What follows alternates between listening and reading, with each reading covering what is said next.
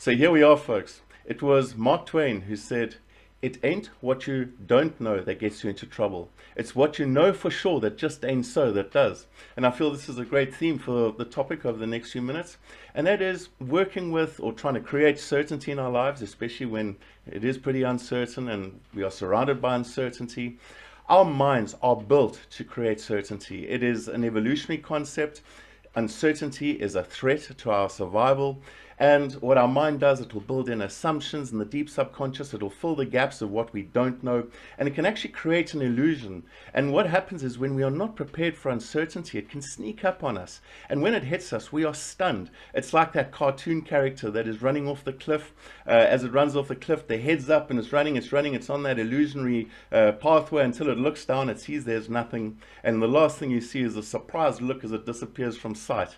And I feel this is what can happen to us. So we can actually create illusions in just about every aspect of our life. It can manifest in our boardrooms, in our meetings where we sit there and we've got an idea or a belief system as to how things should be done, and we're not interested in anybody else's. And if we get presented with facts that maybe counter what we believe and we are wanting to be certain and we are right, what can happen, it's called cognitive dissonance. We end up changing the facts in the environment to meet our belief system, and this creates an illusionary reality. And we see this in every other aspect of our lives. It's not just necessarily in the meetings and business. We see it with marriage. I'm not saying for you, please, but what can happen is as soon as we get that marriage contract, there's a sense of certainty, and it can remove that mystery of the relationship, which is still required for a healthy relationship to keep on going.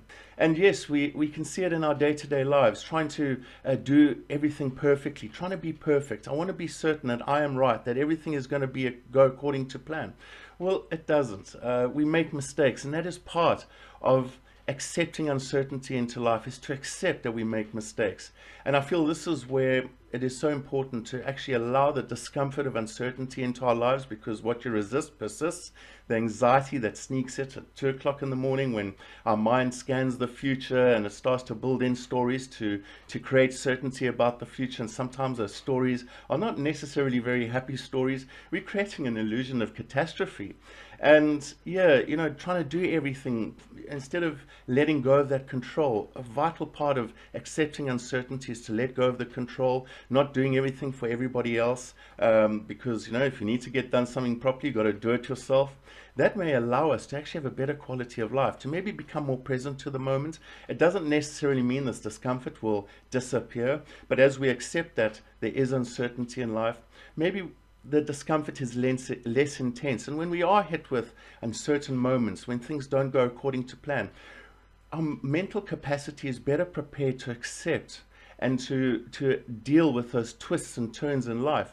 One of the most important things I do when faced with uncertainty, as I do every day of my life, is to remind myself of my intentions. Go to the end results, not necessarily worry about the how I'm going to get there, but energize myself with my intentions. And yes, that helps pull me through the uncertainty that I face. And yes, as we accept uncertainty into our life, it is about accepting that I am good enough with what I have right now. And yes, I aspire to be more, but with the sense of good enough, I stop running away from uncertainty. I use my energy more. I'm more focused on how I use my energy. And yeah, folks, just pay attention over the next week to where you're trying to create certainty and there just isn't. And maybe, let go of that control a bit and let the mystery unfold in front of you. So those are just some thoughts. And until we chat again, take care and stay aware.